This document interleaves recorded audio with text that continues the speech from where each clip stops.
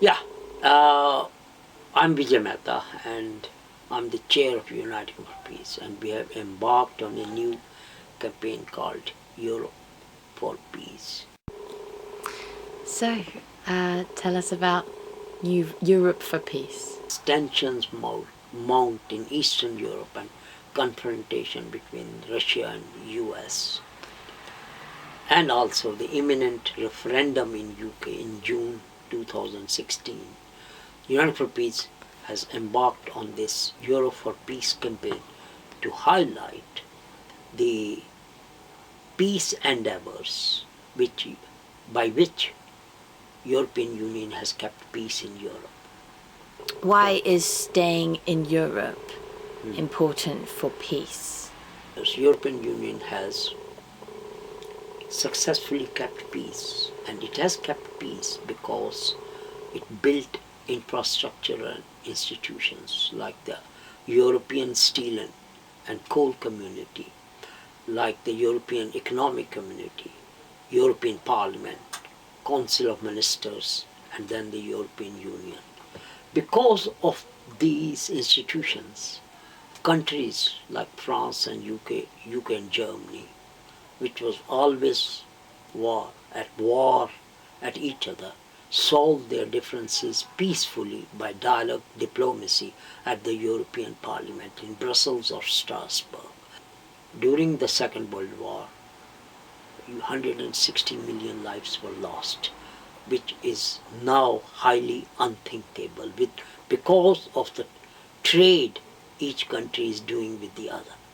Why should we stay in the EU as opposed to just trade with those countries, have other trade deals but not have to be in the EU?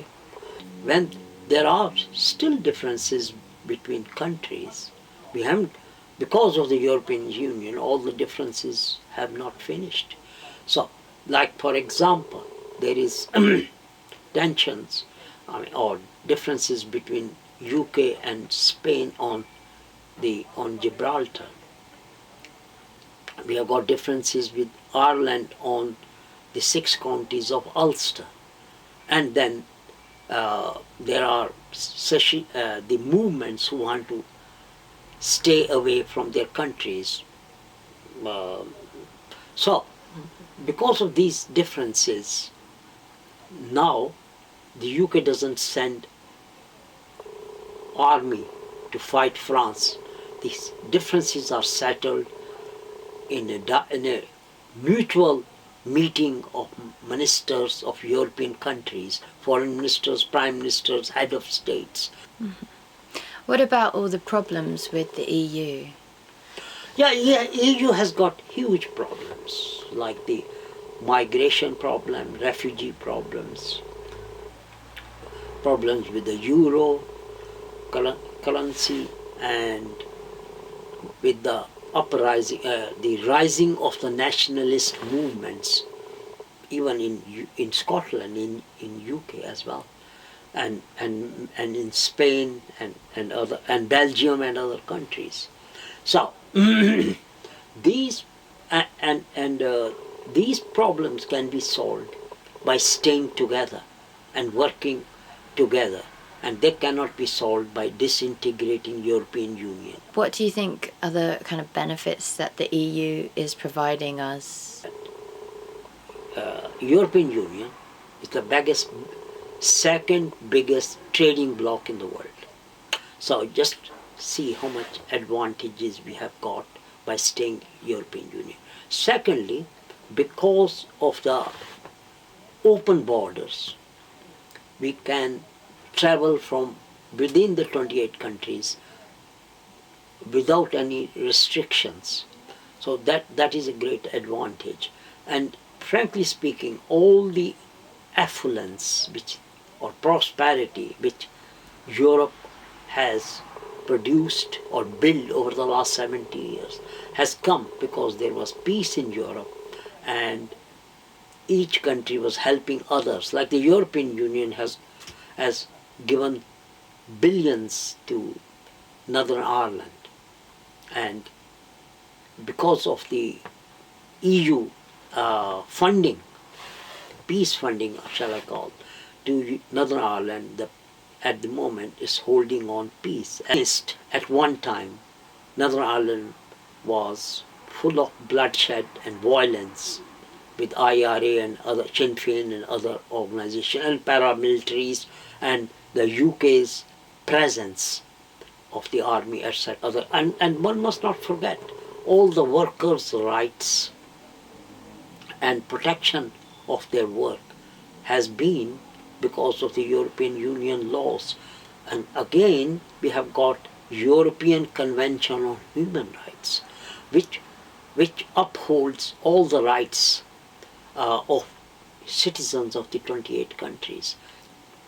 And what inspired you to start this campaign? But I realized that among all the continents in the world, there is peace only. There is relative peace in Europe only. Oh, according to the Global Peace Index, out of the 25 countries which are peaceful, 20 are in Europe.